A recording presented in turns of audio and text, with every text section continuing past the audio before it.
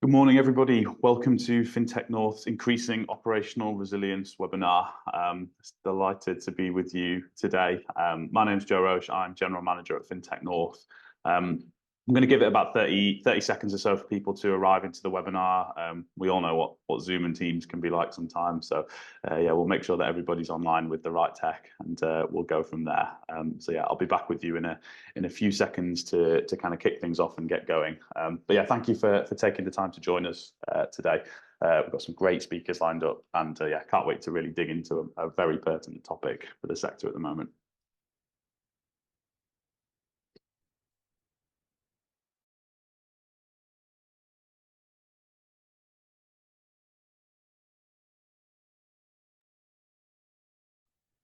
So I think I'll get us started. We're going to be asking questions of our audience throughout this webinar as well. So we want this to be as interactive as possible. We'd really encourage all of you to ask questions of our speakers. We'll probably get to those questions towards the end of the webinar when we do our panel discussion. But you know, last time we did this, the FinTech North community, as ever, we're really engaged and we're asking loads of questions. So we very much want to see that again from you today. So without further ado, I'll get us underway and I'll share my slides. So I just want to say a huge thank you, first of all, to the team at AccessPay. You know, one of Manchester's rising fintech stars. They supported our Manchester conference last year, and we're delighted to be working with them again on this webinar as part of our partnership. So thank you to Tom, to Anish, to Yasmin, and the team at AccessPay for their support this year. As I said earlier, you know, increasing operational resilience is really important for fintechs and financial services institutions, loads of regulatory implications. And I'm really lucky to be joined by some fantastic experts who know a lot more about this subject matter than I do, and they'll be able to explain way more about it across this webinar. But I'd really implore any fintechs watching along today or listening along afterwards to reach out to our experts, any other organizations interested in their services, you know, please get in touch. I'm sure they'd really welcome a chat. So just really quickly, I'll run you through the agenda for today. I'm going to do my usual introduction to FinTech North, and I'll provide a quick overview of our activity and what's going on in the north of England. I'll then hand over to Wayne from NCC Group, who will help us set the scene. And then I'll hand over to Tom from AccessPay, and he'll be talking to us all about payments automation. And then I'll be handing over to Raj from DCR Partners, and he'll be talking to us about resilience by design. And then we'll be opening things up to a panel discussion. We'll be joined by Angela from SkyParlour, who'll be chairing proceedings, and we'll be adding another speaker, Jackie, at that point as well. So really looking forward to hearing from all of our speakers today. So yeah, as I said at the start, my name's Joe. I'm General Manager at FinTech North. I just want to spend a little bit of time talking to you about what we do here at FinTech North. Primarily, we're here to bring together the Northern FinTech community. We're here to develop the sector in the North. So that means supporting our entrepreneurs and our scale-ups with you know, profile opportunities and business development opportunities. We're also here to promote the North as a centre of excellence, both nationally and internationally, so that fintechs looking at expanding into the UK see the North as a viable destination. And I think finally, we try and do all of that in a neutral way that doesn't promote any one city or geography as the capital of fintech. We try and promote the North as one region so we can differentiate ourselves on an international stage. This slide kind of brings all of that together, brings it to life. This is our 117th event since we started back in 2016. I think the key thing to notice here is that we're entirely self-funded as an organisation. So to bring our community of over 6,000 people together, we really need the support from like-minded organisations to help make that happen. And some of them are on screen now, some of our wonderful partners with whom we work on an annual basis to bring you all together and to help them achieve their business development and strategy objectives as well. So yeah, huge thanks to all of these organisations. Really quickly, what's going on in the North? For those of you who aren't as well embedded in the ecosystem as we are at FinTech North, we've got a really unique perspective because we work right across all of these regions. So if I just take you on a quick whistle-stop tour, Liverpool, we see real strength in Liverpool and wealth tech and insurtech. Greater Manchester, we see real strengths in payments and e-commerce. Over the Pennines and Leeds, we see real strengths in banking, lending, and regtech. And up in the northeast, there's an emerging specialism in payments, a real corridor of innovation between Durham and Newcastle, and some really well-scaled fintechs up in the northeast as well. These graphics are produced by Whitecap Consulting, who are one of our parent companies at FinTech North. As you can see, there's a lot of activity going on right across the north of England. There's over 400 fintech firms based in the north, and fintech here generates around about 2 billion every year for the UK economy. So there's a lot going on, and obviously it's on FinTech North to kind of shout about all of this. Just a quick update on some of our activity for this year as well. We've been speaking externally about working across 3 different areas this year, not just our core event activity, which obviously we want to, replicate and improve on and do more and do bigger and better events, which is basically the essence of what this slide shows. Just to put up on screen some of the topics and some of the events that we're looking at this year. We'll be able to share this afterwards, and you can find all of this information on our website as well, which I'll come to later. But yeah, plenty of events and plenty of topics to get stuck into this year at FinTech North. So would really welcome people reaching out and helping us with speakers and sponsorships, that kind of thing. Other things we want to do this year are really enhance, the international side of things. We want more trade missions to come to the north of England, and we want to take more northern fintechs overseas as well, and to find them those market opportunities which best fit their services as well. So again, anybody with a sort of an interest in international trade, if that aligns with your services and your offerings, we'd really welcome you reaching out and getting in touch, and vice versa. Just want to make everybody aware that we can deliver this kind of activity here in the north of England. Another thing to mention is skills. We're always hearing about the real skills shortage in the sector at the moment. And we feel that at FinTech North, we're really well placed to bring the right group of people around a table together to impact this agenda. So this year, we're talking about setting up a Northern FinTech Skills Steering Committee, and getting a real mix of education providers, financial services organizations, fintechs, employers, tech companies, public sector organizations round a table, and making sure that we can really enhance the supply of skills into the sector. Again, we're always hearing from people in the early stages of fintech careers saying, how do I get jobs? How do I get the right skills and experience? So yeah, we want to impact this area. So again, please reach out and get in touch. Finally, I just want to give a huge shout out to my colleague Ryan, who's sat in the background of this webinar, because he's currently, very, very proud about finishing a big project for FinTech North. He's just finished our website redesign, which I'm sure any of you on the call will know is not an easy task to deliver. So we're now live with a brand new, shiny new website. So please do check it out if you get time today. Let us know if there's any kinks that we need to iron out as well, because that's what it's like with all of these things. But yeah, just wanted to give him a big thanks and a well done for delivering a fantastic project on behalf of FinTech North. I think the main thing to note here is that we're delivering more value for all of our partners. All of our partners have profiles on our website, and we're also trying to give the regions, those cities and those regions in the north a real amount of profile as well. So I will bring things to a close there. That's enough of me. You're all sick of the sound of my voice, I'm absolutely sure. I could think of no better person to come and talk to us about operational resilience than the person who's just appeared on my screen right now. So Wayne, why don't you introduce yourself and kick things off for us? Please set the screen. Cheers, Joe. Thank you. I'm really glad to be invited to this, to be open with you. My name's Wayne Scott. Regulatory Compliance Solutions Lead here within the Software Resilience Division of NCC Group. It's a terrible job title, I know. I always say that just to wind my commercial director up. NCC are the world's largest software escrow solutions provider. We've been doing this since around about 1984 or so. I've been asked to give an overview of global operational resilience regulation, which is always nice to do in 10 minutes or so. So I will try and squeeze it all in. I think when you start to look at this, first of all, what you've got to do is you've got to understand why we're here.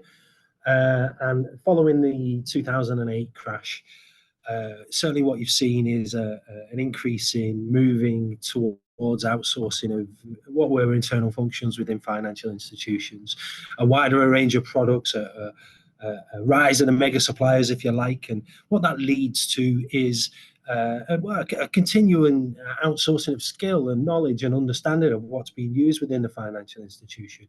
Throw in a move to the cloud. What we've really got there is an increasing concentration risk and a whole new concentration risk being introduced to financial institutions in the form of cloud itself. And between now and 2008, what we've definitely had is some rather well publicized IT failures within UK financial institutions. We kind of paved the way on that globally. That had a demonstrable negative effect on the value of the UK economy. So that's led to the UK leading the way when it comes to financial services regulation, revolving around operational resilience. On top of that, now what we do have is a better understanding of the links and correlations between economic shock and dramatic increases in operational IT losses. And what we've definitely had over the last 5 years are some of the biggest economic shocks in the history of economics in rapid, quick succession.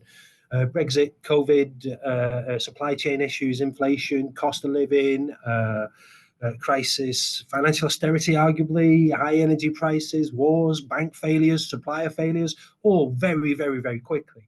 So what we can certainly predict is that whatever operational risk hits financial institutions next, if it comes in the context of fintech, of suppliers, of outsourcing, it will cause more damage. It'll get bad very, very quickly. It'll last for longer.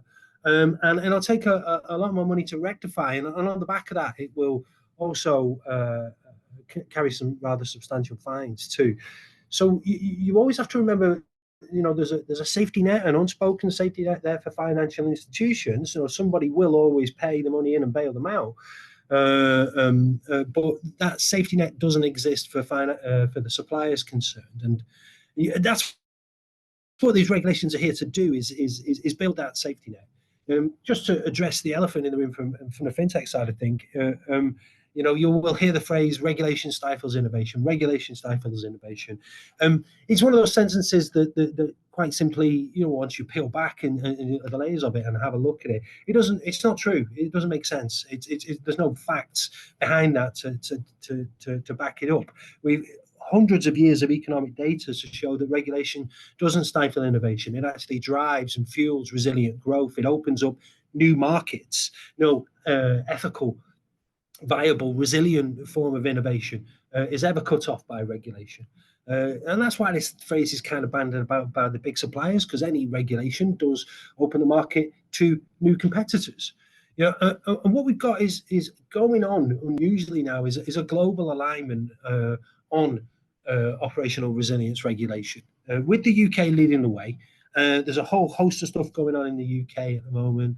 SS121, SS221, 3 sets of the financial market infrastructure regulations, recovery and resolution planning, and then also the upcoming critical third parties regulation, which will for the very first time see some monolithic mega suppliers being pulled under the direct regulation of the Bank of England, the PRA, and the FCA. And when you combine all of those bits of regulation together, it's remarkably similar to DORA, the Digital Operation Resilience Act in Europe. And then throw in OSPI B10 in Canada, OCC, FDIC, FFIEC, HKMA, MAS, Indonesia, Pakistan, the Philippines, New Zealand, and Australia. They're all different, the prescriptive nature and the taxonomy used may differ from region to region, but there are patterns to spot across the board, and the vast majority of these regulations will focus on cybersecurity, but they name new risks within there as well that need to be considered, things like supplier failure, service deterioration, concentration risk, environmental risk, political instability, and PR risk. Now, these things differ from cybersecurity issues because you as a supplier, a fintech, can't do anything about them. They'll affect you, but there's not much you can do to stop them happening. You can't prevent the frequency of those things hitting you. So, the financial institutions themselves are having to do a whole load of work around this. It's taking time. Cyber's taken the limelight, if you like. So they're having to assign owners of risks and map the estates, rate criticality. They're having to set risk appetites and tolerances and build plans to cope with these risks. And that's the bit as a fintech that's going to hit you. That's the request that's going to come out of nowhere. Have you got a stressed exit plan that I can enact should you severe financial difficulties? They've got to test the plans, they've got to make sure the plans work, and they've got to prove to the regulator that they do work. and learn from that if they don't. And also, everything they've got to do is going to be proportional. You know, it's got to be cost effective for them, but also for you as a supplier. So, you know, my main point here with on that is don't focus on cybersecurity alone. You know, these external events can happen completely outside of your control, and it can happen very quickly. And you're going to need to demonstrate to your customers that you've thought about this. Now, obviously, you know, as the world's largest escrow provider, our product set here meets the vast majority of these requirements globally, or exceeds them. But there's a whole host of stuff that you can do as a supplier that doesn't necessarily involve engaging with us, first of all. You know, what you've got to do is you've got to consider your own failure. You've got to understand your own supply chain. You know, ask your suppliers for their plans on how they intend to deal with this. Personally, I'd recommend to read them and use as much of that information as you can yourselves. And if they've not got these plans, then ask them why they've not got them. Document all of that. If you're getting requests coming in from your customers for stressed exit plans to deal with these, control that process. Don't let the financial institution determine exactly how your plans look, because, you know, as long as you exceed the regulatory requirements or meet them at a minimum, you know, the key bit for you as a fintech is to ensure that any plans are repeatable and cost effective and meet the requirements of the regulations globally. A really basic thing you can do is detail your own build process and detail your own deployment processes. Ensure both are really easily repeatable. And where possible, and I know this is a big ask, is be cloud agnostic. You know, these regulations are simply not going to go away. Embracing regulation as soon as possible will reap real dividends in the long term, because the big incumbent suppliers and the financial institutions themselves are struggling with these. You know, and that presents an opportunity to any fintech. You know, if you're able to demonstrate the resilience of your own services and the efficacy, if you like, of your own company, there's a clear advantage for you. And the key bit to understand is this is at some point is going to hit your sales pipeline. You know, if you're selling business critical applications, or the application itself has the potential to become critical material over the lifetime of its usage, which, you know, it's your business model. You know, you want to be more sticky, you want to become more important to your customers. You know, if it has the opportunity to become critical, then you're going to need to have the plans, the demonstrated proof to put in front of your customers that they can deal with your failure at the point of signature, at the point where the deal is done. And the last thing you want is that hitting you on the day that the deal's supposed to be signed. Now, that's absolutely amazing for me. I've run exactly on time. Joe, do you want to come back in? Awesome. No, I mean, we get serious good value out of you, Wade. I think. Thank you for setting the scene so wonderfully for us, there, mate. We'll have you back up, you know, later on for the panel discussion. I'll move things on and come at resilience from a different angle now. So Tom, you've joined me on screen, and I believe Yasmin's going to run through some slides for us as well. So yeah, feel free to take it away, Tom and Yasmin. Thanks, Joe. Hello, good morning, everybody. My name is Tom Levick from AccessPay. Thanks for the introduction, Joe, and setting the scene, Wayne, especially around the supply chain process for operational resilience. And you mentioned the global legislation as well, which obviously is really important. So I'm going to switch it up a little bit differently, coming at this from a UK SOC, so UK Sarbanes-Oxley compliance, along with operational resilience and what that means to businesses. It's great to see so many of you on this webinar. I think we have over 100 people registered, which is absolutely fantastic. Just by way of introduction, in terms of AccessPay, for those of you who don't know us, we're a Manchester-based company providing bank connectivity to our corporate customers. And what bank connectivity means is that we're connecting our customers' back office systems. So that's whether it's an ERP or a payroll system or something else. And we're connecting those systems to their banks for payments, such as supplier payments, direct debits, payroll, treasury.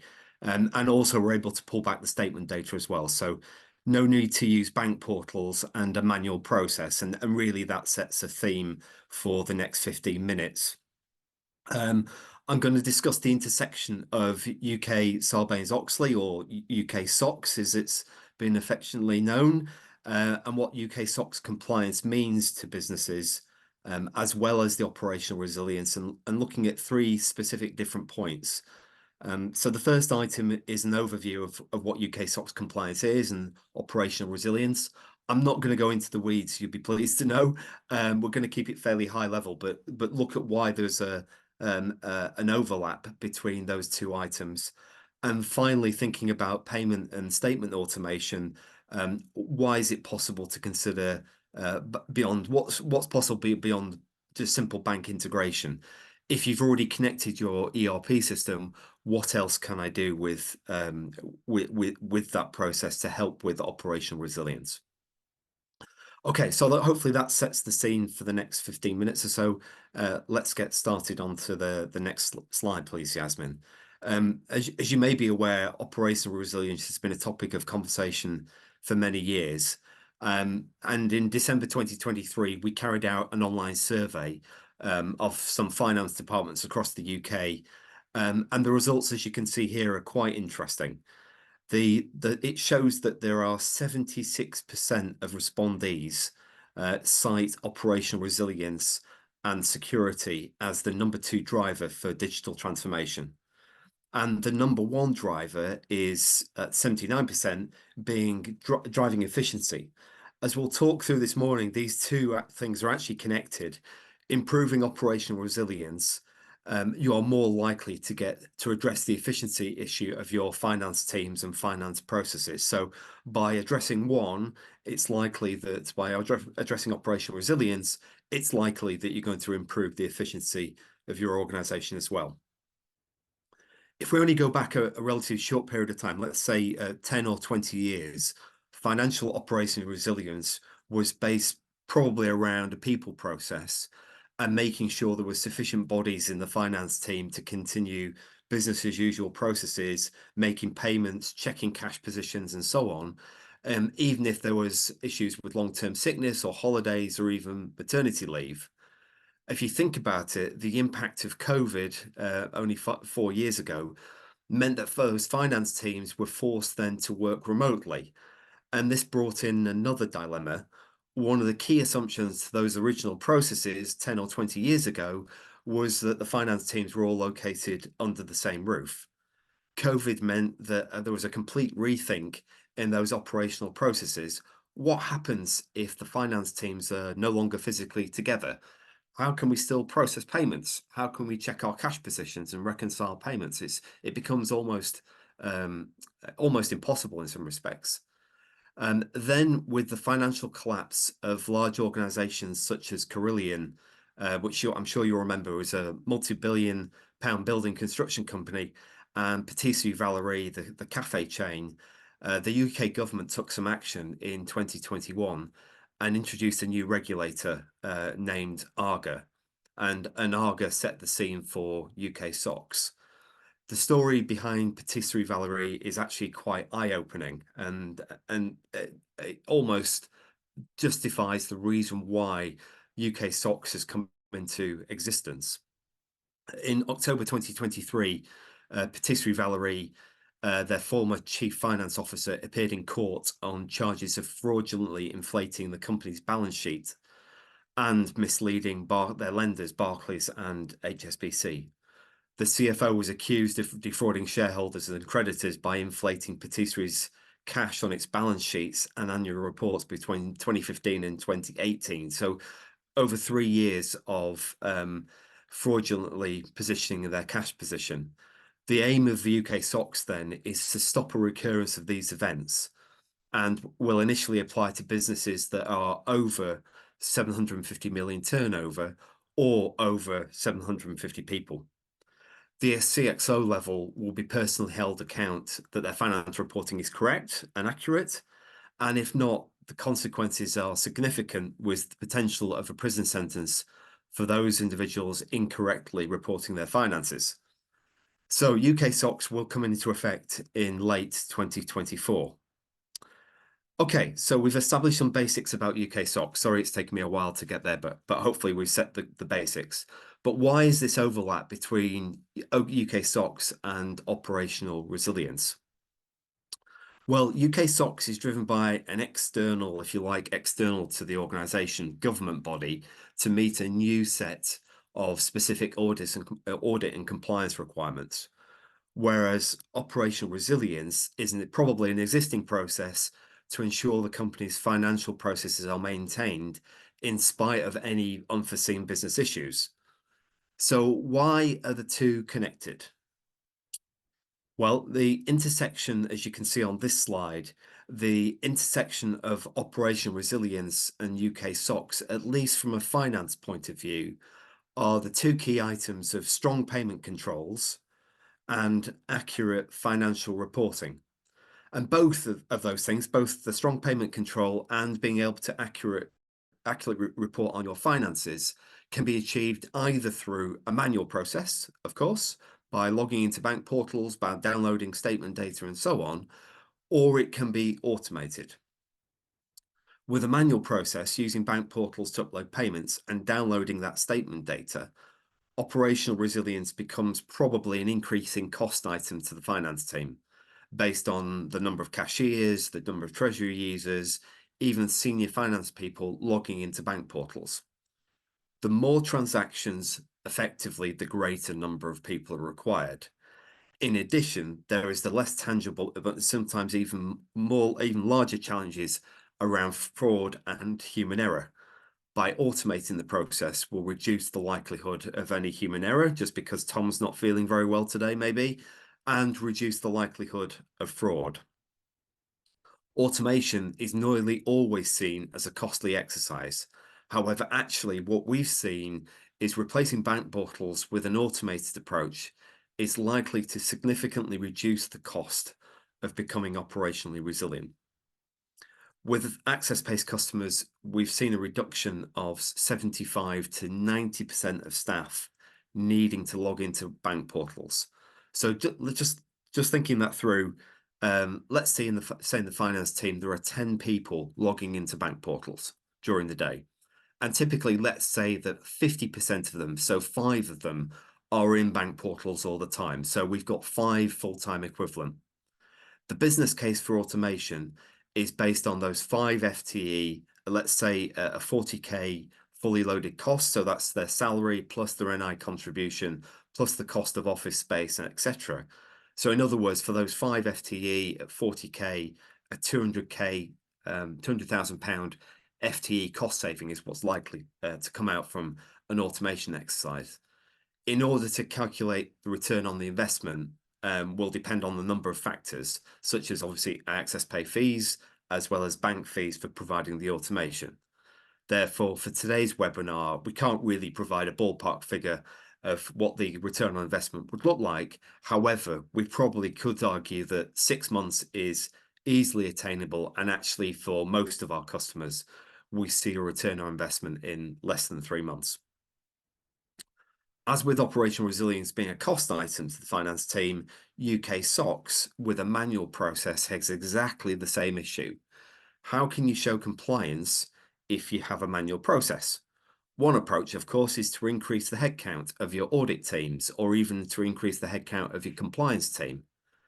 If for all the reasons of company growth plans, attracting talent in your area, staff training, or even where do we locate the new staff, increasing headcount is not viable, you may want to consider an alternative to a manual process, such as, of course, payment and statement automation.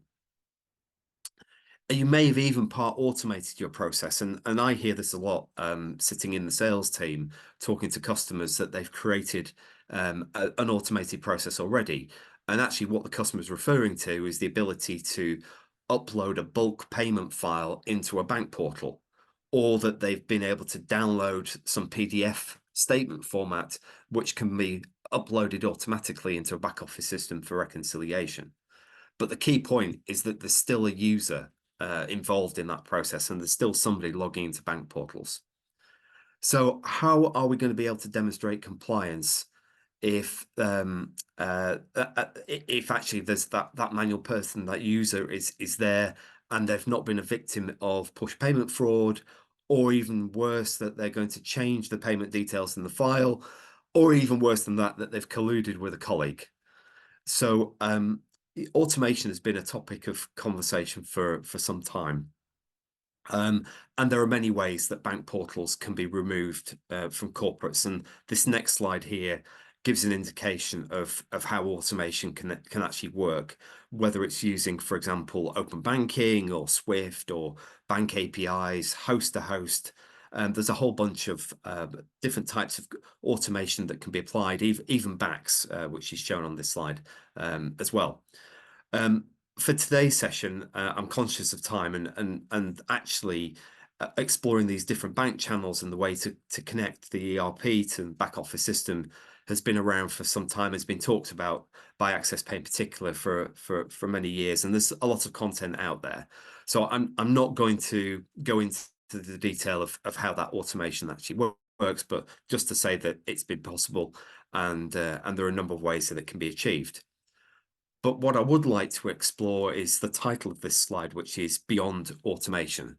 So once you've automated, once you've connected your back office system to your bank and you don't have a manual user, you don't have a member of the cashiering team or the finance team logging into bank portals, what else can I do to benefit from operational resilience and also achieve UK SOX compliance?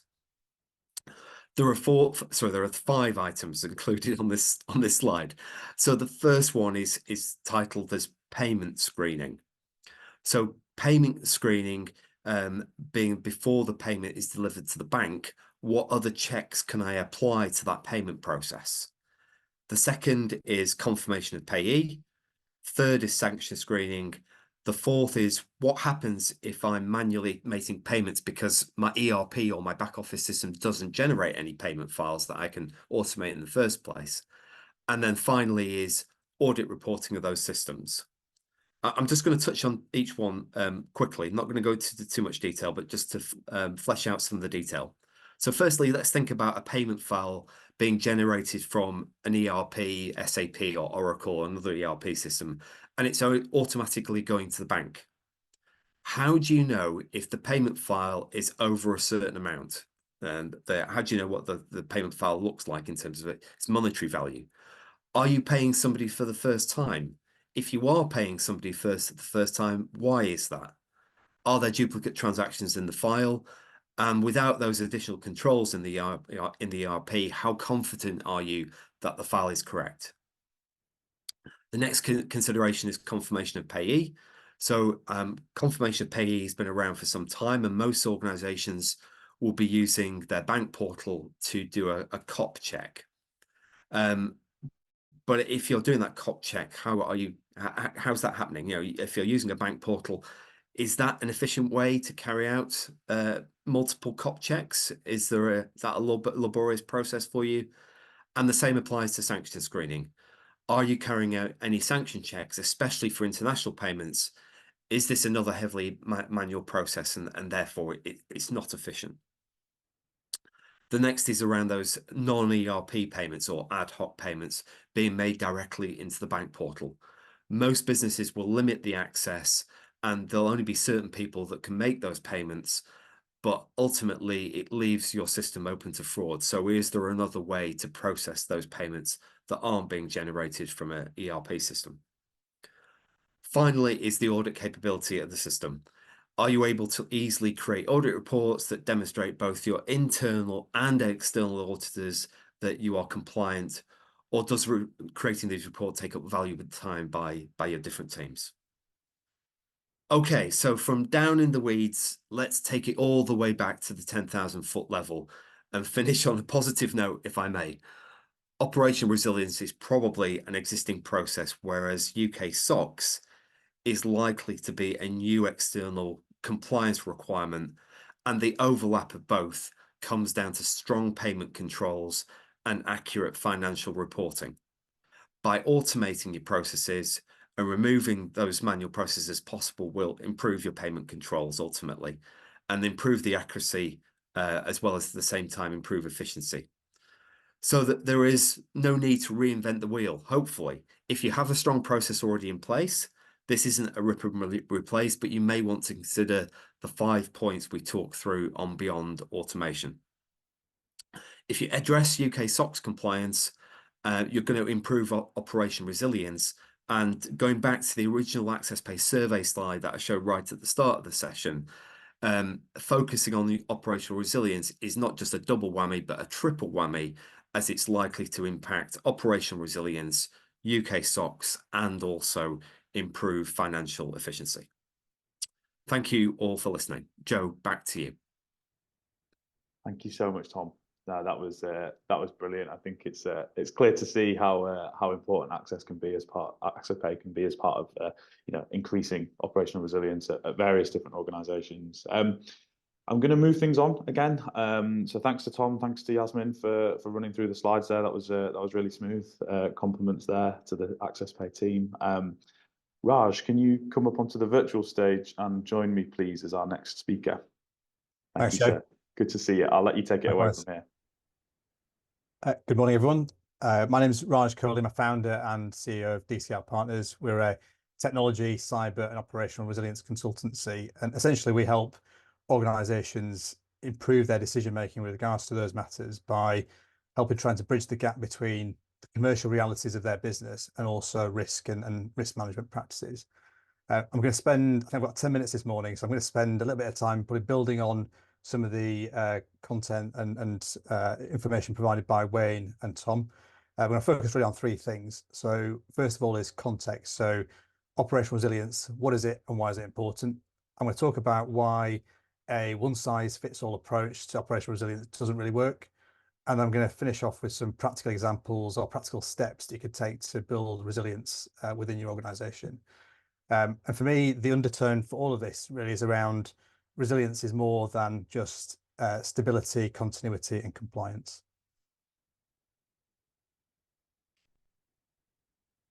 So I'll start with the context.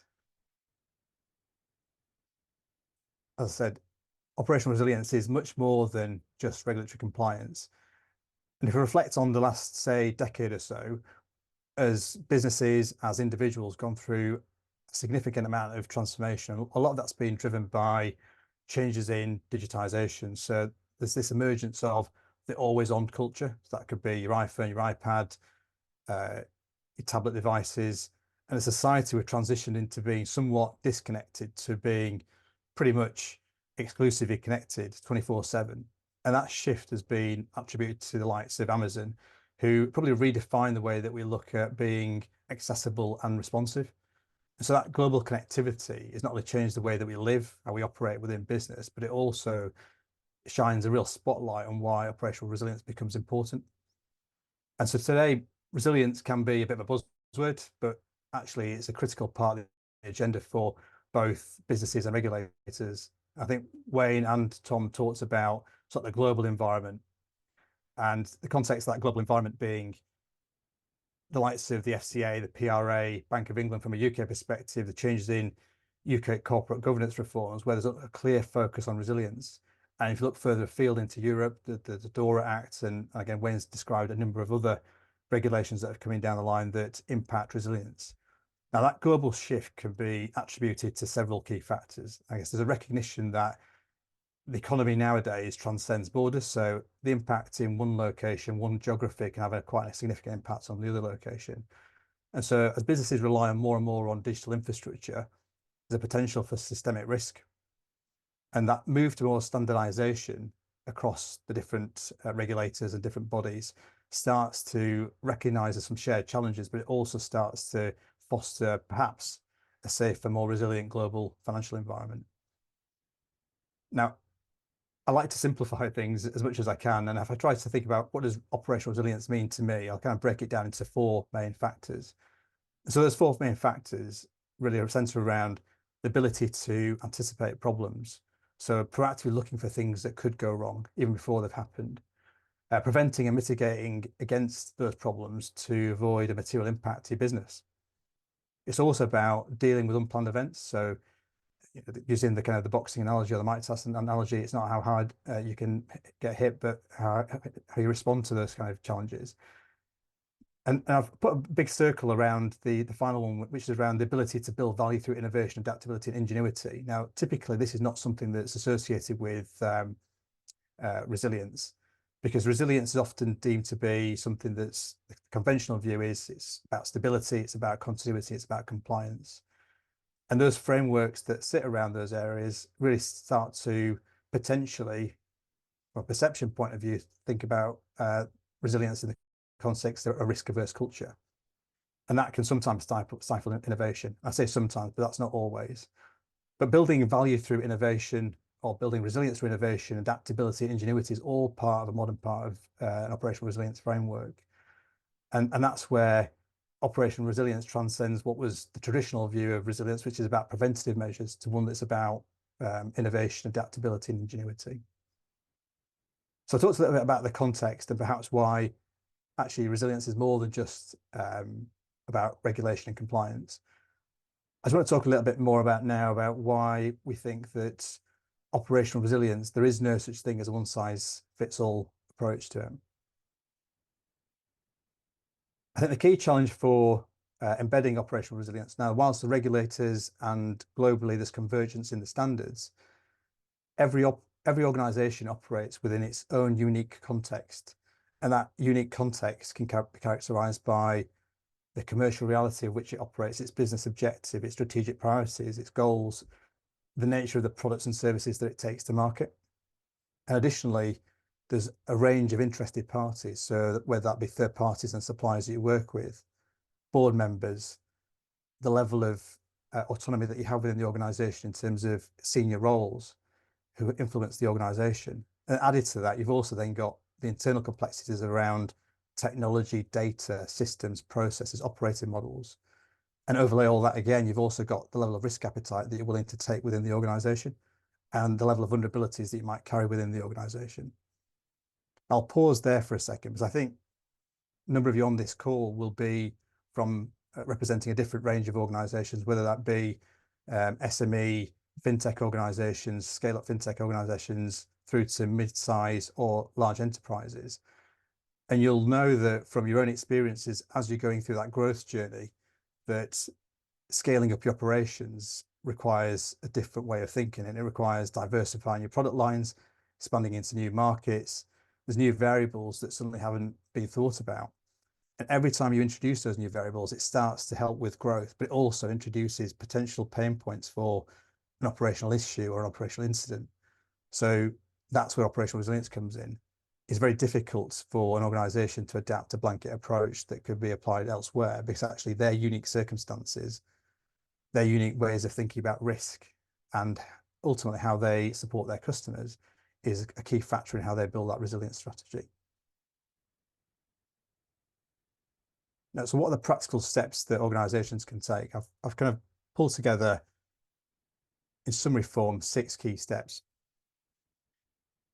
I talked a little bit about how operational resilience is effectively, it's a strategic intent. It's an objective that helps with the organization's strategy and its ability to meet its goals.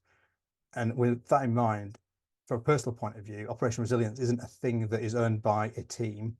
For example, a crisis management operational resilience team. It's actually driven top down from the CEO, from the board, and cascaded throughout the organization. Because ultimately what that means is you're tying the fact that resilience is important back to your business objectives.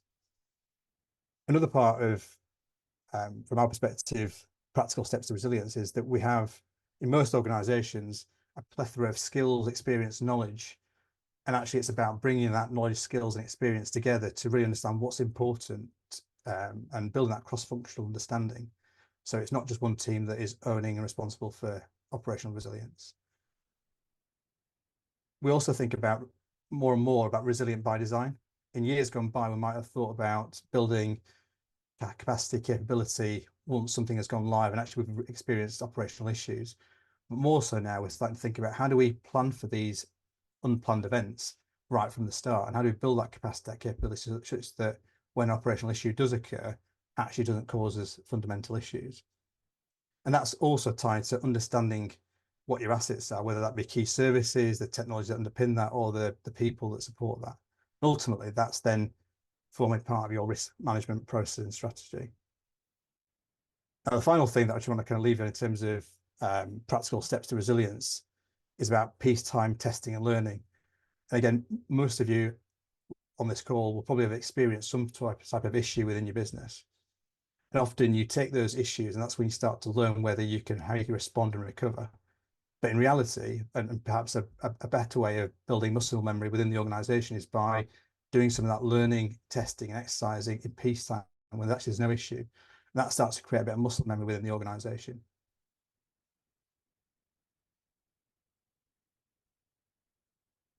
So I've kind of summarized a little about the external context. I've talked a little bit about some practical steps and why a one-stop shop doesn't fit for operational resilience. I'm just going to finish off with a practical example, and it's probably a very simplified version of what really happened, but I just want to talk through resilience by design and resilience and how that has impacted a particular organization.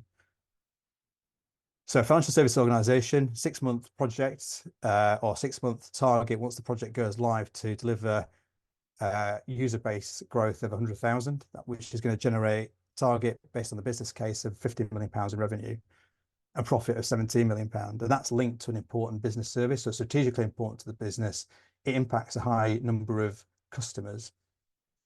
The business did all it could do it believed it could do with regards to building resilience by design. So it looked at people, process, and technology. It looked at how can we uplift our capacity in our contact center. It built the operational processes, and it also built a tech platform that was capable of handling high demand. So we were really confident. They were really confident that they would be able to withstand any issues. But actually, what happened was, whilst they did thorough testing, that thorough testing actually missed some key components of a third-party platform that formed a key part of the customer journey. And ultimately, what it meant was that the system didn't go live, didn't function as intended, but actually they used this as an exercise to build some resilience and actually learn from what happened. That learning identified the failings in the third-party piece of software, but it also identified missing elements of that software that could have been utilized that helped with actually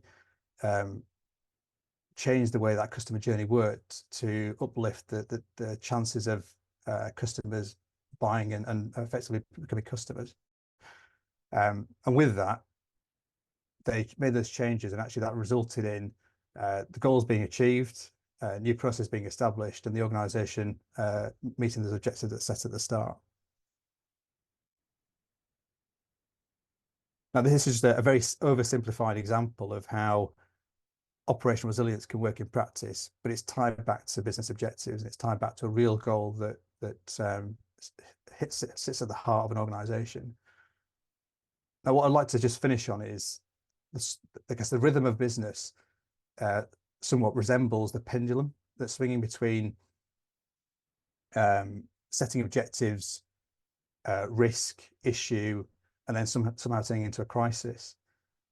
Now, companies that effectively minimize the swing in that pendulum, moving into crisis territory, are those that exhibit the most adaptability. And it's not simply about reacting to a crisis, it's about anticipating it and looking for strategies to adapt how they manage that. And it's those organizations that embed that type of culture, understand that resilience is the core part of it, are the ones that tend to be more agile, adaptive, and responsible to be able to move forward and progress with new services, new innovations to customers, whilst also managing the risk that they have in front of them. Just like to finish with a bit of a thank you. That's all from me today. And if anyone wants to see a copy of these slides after this session, happy to share them. Thank you. Awesome. Thank you so much, Raj, for really bringing, resilience by design to life for us there. So yeah, we'll obviously recording this session. We'll be producing a write-up. We'll be sharing it on our website as well with our entire community. So you'll all get a chance to kind of to recap and catch up. We're now going to progress into our panel discussion. So I'd like to ask Angela and Jackie to kind of turn their cameras on, and also for Wayne and Raj and Tom to kind of come back on stage and join us for this next section of the event. I will be handing over the reins to Angela to kind of chair proceedings. So Angela, if you could come come on screen and introduce yourself, that would be awesome. I will also start a poll as well, so we can ask some questions of our audience. And we'll also really encourage you all to ask questions yourselves in the audience via the Q&A function at the bottom of the screen as well. So yeah, Angela, I'll hand over to you at this point. Thank you so much for sharing things. Yes, Angela. Can you hear me? Yes, got you loud and clear. Oh, brilliant. It says you cannot start your video because the host has stopped it. So could the host start my video? You're on screen now, yeah, we've got you. Oh, brilliant. Okay, Yeah, that's thank brilliant. you so much. Okay. Right, guys, we'll hand over to you, Angela. Thank you so much. Okay, good morning, everyone. It's 11:50, so we're nearly at that lunch time, but at the minute it's still the morning. So I hope you've all had a good morning so far. Firstly, the speakers have been brilliant, and they're all now culminating into this session, which is brilliant. So you'll get the opportunity to ask them questions. My name's Angela Yore. I'm an award-winning entrepreneur and publicist. I'm a chair, a non-exec director, a founder, a speaker, and I'm a managing director as well of a fintech specialist PR consultancy. Clients of ours include MasterCard and the Payments Association. And we have helped hundreds of technology brands to success over the last 20 years. So why do you think somebody like myself would be chairing an operational resilience panel? You'd think, well, that's not really your expertise, Angela. Well, I know enough because I run a business and I'm also on fintech boards, but I'm very, very fortunate to have the experts here. So we've got Tom, Raj, Wayne, and we have somebody new as well joining, Jackie Kingham. So Jackie, could you introduce yourself, please, to add to our smorgasbord of brilliant people that we have on our panel? Hi, thanks, Angela. So my name's Jackie Kingham. My background is banking and financial services. So I started my career as a management consultant. So I've worked at firms, and I've also worked at Big Four in change and transformation type programs in the treasury space, front office, and deal advisory. Most recently, I've spent the last 9 and a bit years at Deutsche Bank, where I've had a number of different roles there. So I was the global chief operating officer for a corporate bank sales business. And I also held various roles in the group treasury space in liquidity and balance sheet management. That's brilliant, Jackie. Thank you. And I want you panelists, I want you all to think about what the most impactful operational resilience journey or program that you have ever driven within your career and the difference it made to your organization, because I think it would be useful for our audience to hear about some of the things that you have done in this space, rather than just theory, but also what you've done in this space to make a difference to the companies that you've worked with. So have a think about that. We've got now till 12:25 to sort of really get under the bonnet of this subject. And also, please, panelists, please feel free to disagree, to agree, to add to something that somebody else has said. And add, if you've got something meaningful to say, please feel free to just sort of butt in. I'm absolutely fine with that. As I say, you're the experts on this topic, so that's brilliant. But I'd like to sort of start. I know we've already discussed operational resilience, but perhaps an interesting way to start this would be with Jackie and ask you, Jackie, so what's the difference between operational resilience and operational risk? Thanks, Angela, and it's a really good question. And I'll even throw in business continuity planning and recovery and resolution planning, because I think a lot of these topics do sort of get grouped under the same umbrella. And whilst they're similar, they are really different with the different angles that they're trying to address. So operational risk, for example, it really focuses on the financial impact of your non-financial risks. So, and also looks at assessing your secondary risks. So for example, an operational risk would be a fat finger error, where you've got like a trader or a salesperson, manually typing in a trade, and instead of putting 100,000, they put 100 million.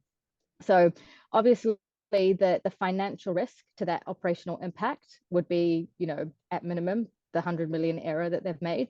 But there's also a number of secondary risks, so reputational damage, things like potential regulatory enforcement. So operational risk focuses on those business and people processes, but focuses on looking at what the financial impact of that is. Similar to recovery and resolution planning, it looks at how does your organization operate under a period of financial distress or a sort of liquidity event, and how can you quickly unwind your business with minimal disruption to your customers and the industry as a whole. Business continuity planning, similar scenario, which is how you manage your business through an external event, but it's how do you maintain business processes. So when things fail, when you need to move to disaster recovery sites, it's more like a playbook. So what do you need to do when scenario A happens? And how do you continue those business processes, and where do your people need to be in order to be operating those? Operational resilience is more of a broader topic. It covers elements of those, but it's more about when there are a number of external events, and they could be crisis events, or just when your organization is going through a large amount of change. And this is something that a lot of organizations experience today. There's a lot of IT transformation change. There's a lot of regulatory change. How do you manage your business throughout that change? How can you sustain your business processes whilst implementing this, large amount of change, but not having a detrimental impact to the industry as a whole? How do you maintain that financial sustainability? So that's what operational resilience is, and it touches on all the other elements of the different types of risks and recovery and resolution planning. But it's all about, through that change, how can you sustain your business model without causing financial instability?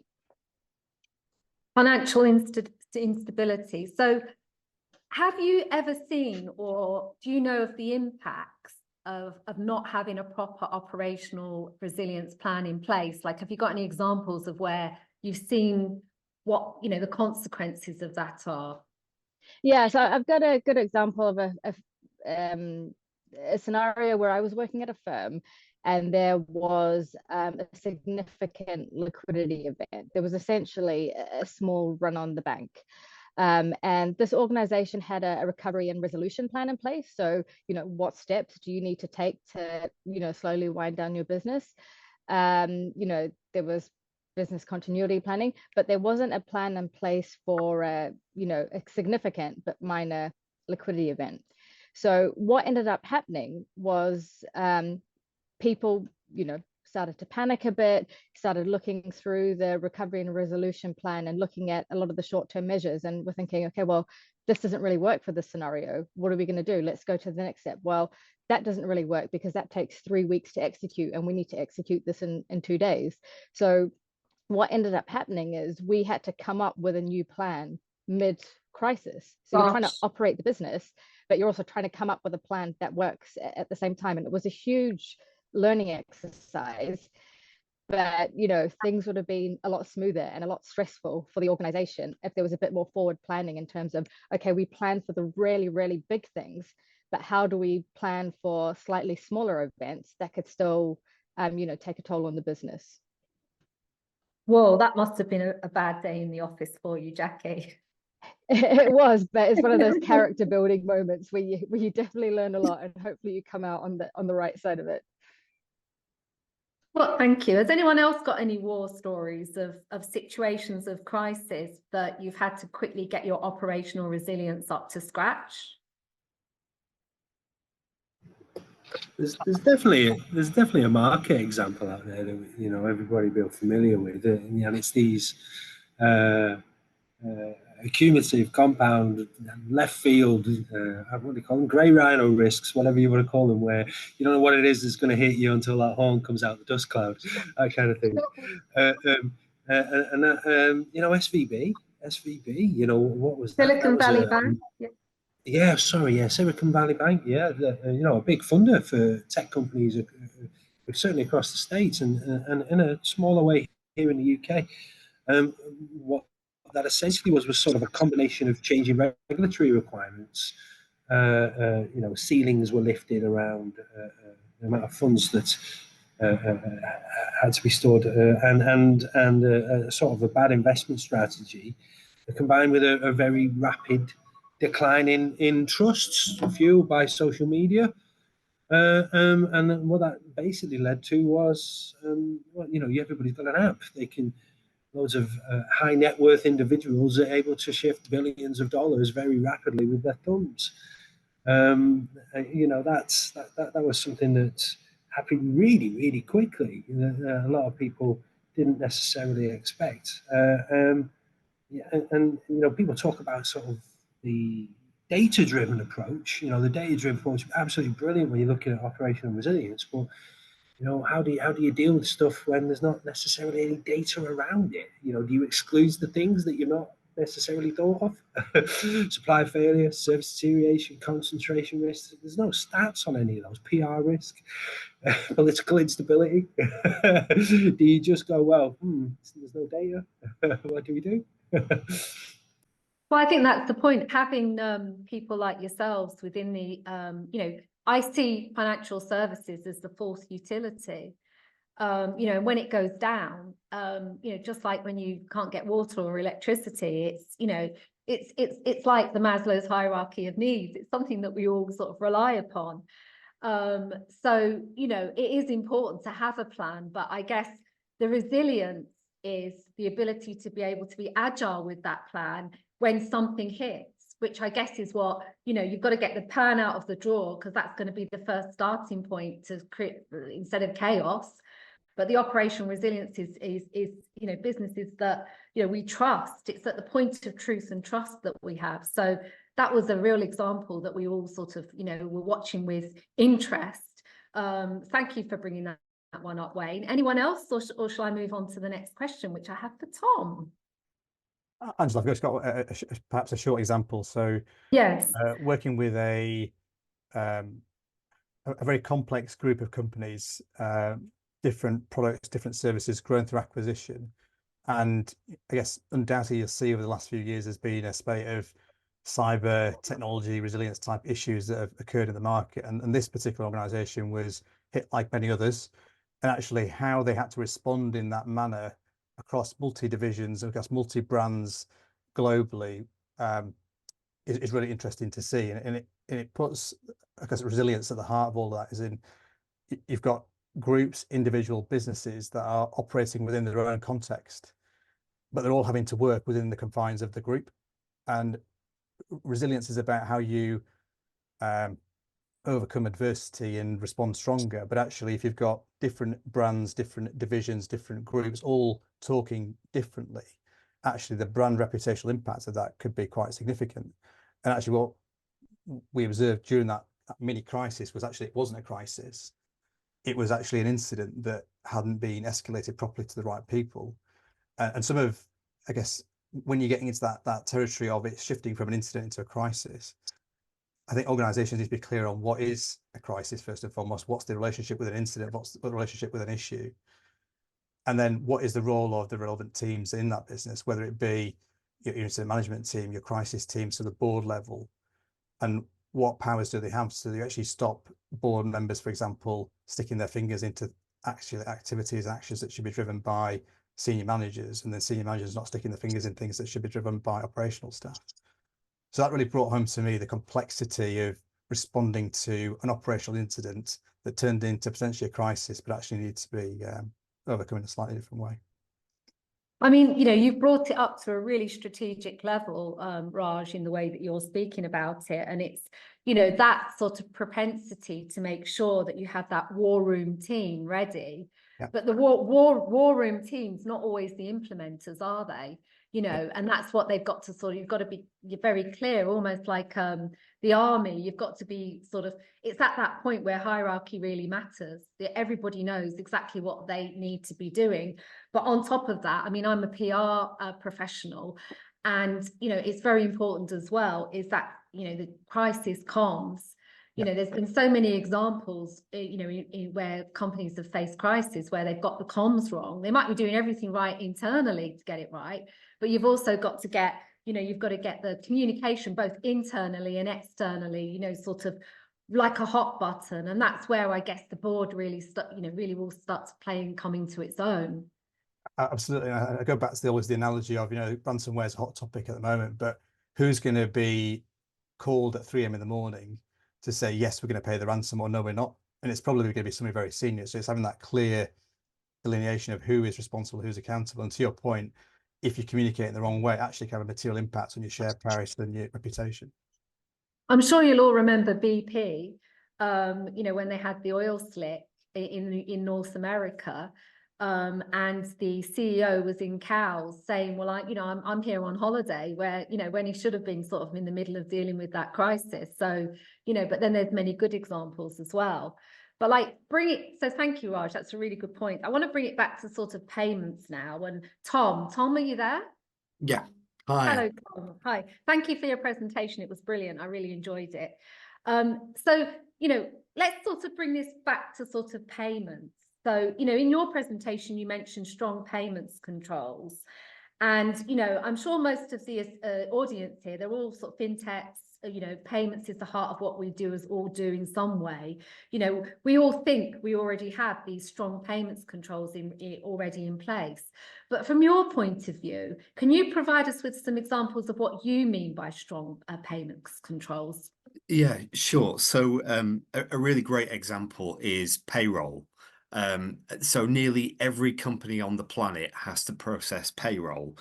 And either you've outsourced it to ADP or a third-party supplier, or you've taken it in-house and you're managing payroll in-house. But one of the key things is how do you know that the payroll file that you're generating, or the payroll file that the bank is processing, it has the correct number of employees on there, for example? So let's say you have 1,000 employees in your business, and therefore you'd expect the payroll file, let's say, paid monthly. So every month there'll be one file of 1,000 payment transactions in the file, because there's 1,000 people. But are you actually going to go through every single line item in there and make sure that one is it's got 1,000 rather than 1,001, and secondly, how are you going to make sure there isn't a duplicate? Because obviously you're not going to pay Tom twice. So how do you make sure that you have that? So that's just one example of a strong payment control. Is how do you actually make sure that payroll file is accurate and correct? The next one, which is also quite interesting, is where you're paying somebody for the first time. So maybe this is a supplier payment, and we've just onboarded a new supplier and we're going to pay them for the first time. So again, how do you know that one is that you haven't paid them before, and this is actually the first time you're paying them? And secondly, how do you know that the payment details are in there are absolutely correct? And you know, I mentioned confirmation of payee as part of my presentation, and confirmation of payee, at least in the UK, has been around for some time, to be able to make sure that the name of the account holder is the same as the sort code and account number, or the BIC and IBAN. And it's how do I make sure that is one of the ways of doing that is basically by putting people in the process and actually eyeballing the bank account details and loading it into a bank portal and making sure that actually the account holder name and the bank details match. That in itself is a real laborious process to do. If you're making, for maybe not for one, but if you're making a number of new suppliers on a monthly basis, then trying to do that is a real challenge.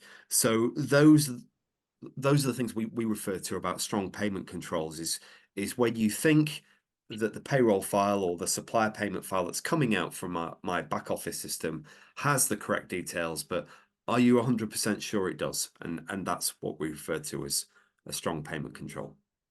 And you know, it's become ever more crucial, and rightly so, because, you know, the rules on APP fraud are going to change. You know, they're going to be implemented on the 2nd of October, whereby the sender and the receiver is going to be responsible 50% each for the fraud.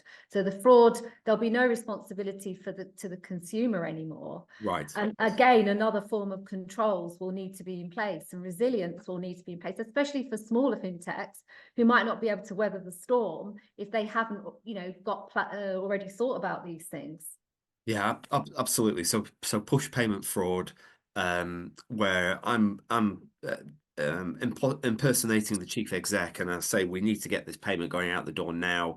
And of course, the finance team react quickly, and it's making sure that the correct controls are in place for those types of APP fraud, where actually most organizations would just react quickly and make the payment rather than checking the process that it went through to generate that payment. And I mentioned that this is one of the things I mentioned back in the presentation. I was talking about, you know, payments that are coming out from a back office system. Normally there are some controls in place, and so normally there is, but it's those payments that are actually are manually being generated, which are then suspect to some fraud, whether it's APP fraud or otherwise. Yeah. So you also, in your presentation, you focused on UK SOX and explained what it was and everything like that, which is important. It's a term that we're all, it's at the tip of all of our tongues at the minute. Can you sort of outline what we'll need to replace in the existing processes with new processes as a result of that? Because I think that would be useful for us all to start to, well, we need to be ready for it. Yeah.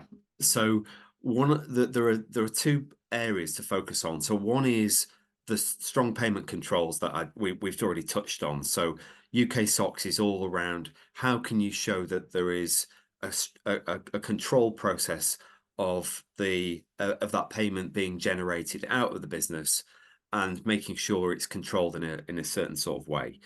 So that's one area where I guess we've touched on to some extent already. The other area which we haven't really is how do I report financially accurately what's in my bank accounts, what's a profit and loss look like, and how do I do that accurately without having to employ a team of a regulation team or a compliance team to show that. And this is the area where I mentioned Patricio Valerie in the presentation, but they were actually taking their data and manipulating that data to actually look like they were more profitable than they actually were.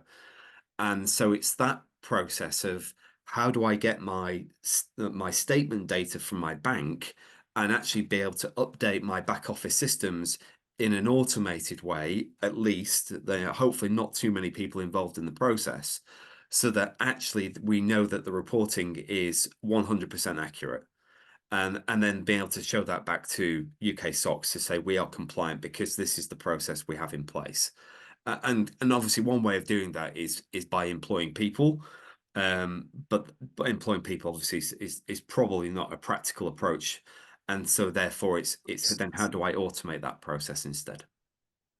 Thank you. Like, some of this stuff is really valuable, so I sort of would recommend you all put it, you know, a link to this on your LinkedIn afterwards, because I think some of your audience could do well to listen to, you know, this sort of consultancy that, you know, that everybody's offering. I want to move now to Raj. Raj, you make a good point here. So have you got any tips on how to shift the focus from operational resilience, which we've been talking about, from a regulatory compliance initiative to one which is in a more strategic in nature? So, you know, have I explained that well enough to you, Raj? Yeah, absolutely. Maybe you should sort of answer the question with the question within it, so that the audience is clear there. Yeah, absolutely. So as what I took of that is, I guess there's a shifting focus around operational resilience and where it sits within the organization. How do you drive that consistently? And how do you influence it in the best possible way so it isn't seen as a thing that the risk team does or the tech team does? And so from my perspective, it's about examples, and it's about making sure that everything that you do ties back to the strategy, the goals of the business. And so to do that, first and foremost, whoever is charged with resilience, let's say if it's a team for now, that team must be engaging with the senior stakeholders in the business. That could be the CEO, the C-suite underneath, and the operational teams underneath them. I think that bit is really important because it sets the context of where the business is heading. Yeah. For example, if we are launching a new product that's going into a new market and it's expected to have 99.999% availability, and we're expecting to generate X amount of revenue based on that availability, if that's not being considered as part of the delivery of the solution, guess what? There's going to be an operational impact to the strategic objectives. So I think for me, how do you get that across? It's about giving examples. It's about building those relationships with the senior stakeholders. And I guess they should get it, right? So the people who are at the top of the business, whether you're a fintech that's trying to grow, you're a mid-sized organization, or you're a global business, resilience should be a core part of how you deliver services. And the heart of that is actually having the right senior support to be able to deliver it. Yeah, and also to prioritize as well. I mean, there's lots of converging regulations in flight at present. You know, I mentioned about APP fraud from the FCA. There's loads of FCA and PRA regulations coming out this year. And also in the European community, you know, we've got DORA, we've got UK corporate governance reforms. We've got customer duty, very important, looking at vulnerable customers as well. There's so much, you know, sort of part of resilience is also knowing where to prioritize. How do you think we balance all these competing requirements? So it's a great question. And I think it's genuinely a problem that most organizations have. I can think of clients that we work with who really, you know, want to move at a rapid pace. You know, and the analogy that I use is most companies are trying to move at 100 miles an hour.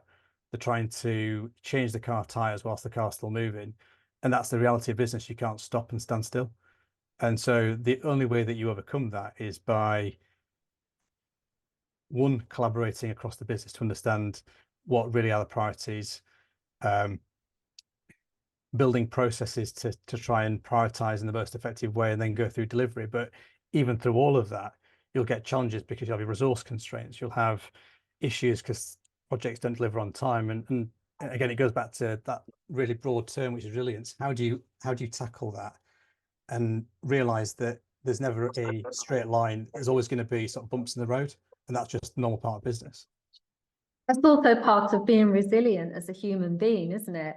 Absolutely. I think, you know, to be at the coalface of some of these big, you know, key critical infrastructures that people depend upon, you know, sometimes for their, like, you know, as it's already been said, you know, their salaries on a monthly basis, you know, to pay for bills and things like that. You know, there's a lot of responsibility and power that we have, and with that comes accountability. And, you know, I think to be in these roles that you are all in, resilience is probably and trust is probably the two most important skills that we all need in those types of roles. Yeah, I'll stop talking in a second, but I think, you know, that's a fundamental part for me is human resilience. So I said resilience is a topic that gets badged around in different forms: organizational resilience, cyber resilience, technology resilience. But ultimately, businesses are run by people for people. And actually at the core of that is how do you withstand the things that are in front of you and work through them. So there's probably as much focus that needs to be applied to human resilience than there is on the other elements of ops resilience. Yeah, thank you. So Wayne, you know, moving on from that, you know, we talked about all these different types of regulations and regulatory changes. How do you think companies, financial services are reacting to this? So what's the reality behind the bonnet of how they're reacting? Forgive me if I stall here. I'm having real connection problems. Oh, no problem. Everything's gone a little bit pixelated. So, but we're seeing it. You know, we've been dealing with these for some time. These regulatory changes. We're seeing a lot of different reactions. And it's hard to sort of categorize it all as exactly the same. But certainly what we've seen is a failure to assign owners of the likes of supplier failure, service deterioration, concentration risk at a high enough level.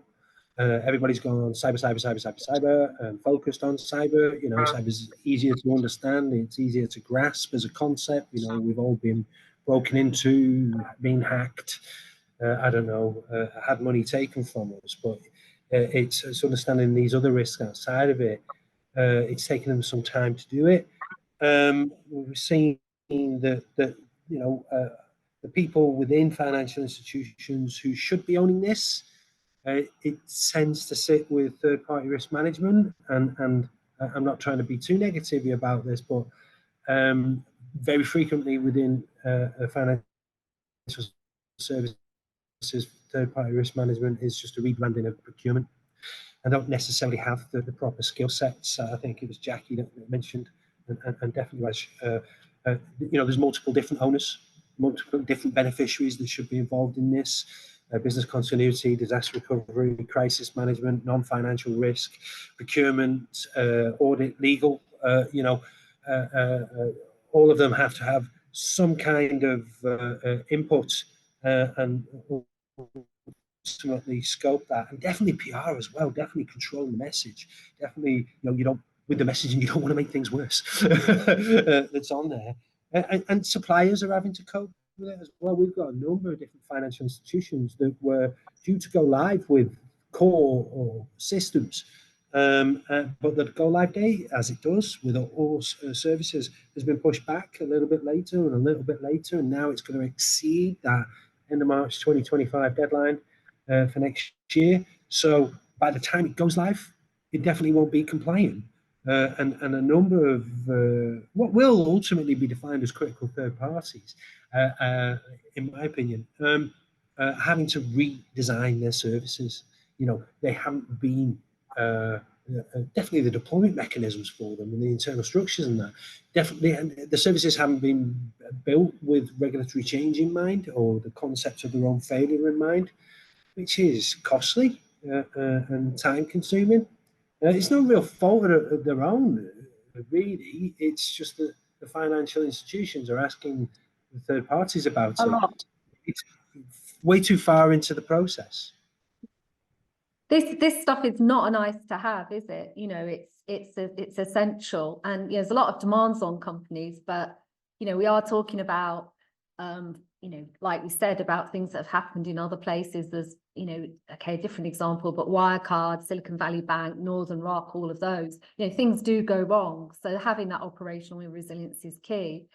So I think we've got a few minutes left. I'd just like to get all of my panel to give 30 or 40 seconds on one final bit of advice about operational resilience, and also if they want to say as well why they, you know, if anybody wants to get in touch with them, why. So I'll start with you, Wayne, since you were the last to speak. If you just give us a very quick, your final words of advice, you know, just in one sentence or short, and also if you want people to get in contact with you, why.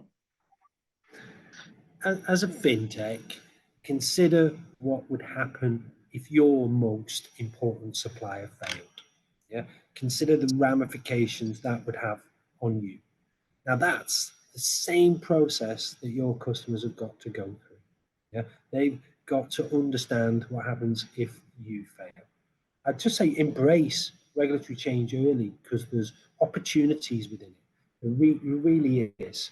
And you know, the reason why to get in contact with NCC Group within the software resilience is, you know, our main product, escrow, is named in the regulations, increasingly globally.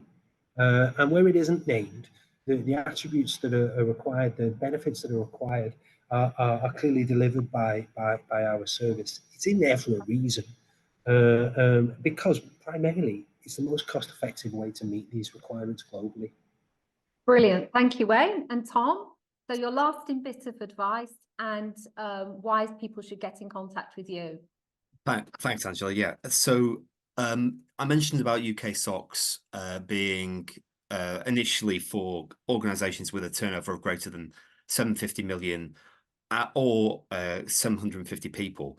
But actually, UK SOX, I think, is going to become the de facto standard to show as a business, no matter how big you are, that you have the correct controls and processes in place. So we talked before about suppliers. So by having a UK SOX standard will show that as a supplier to another organization, you have the right controls in place.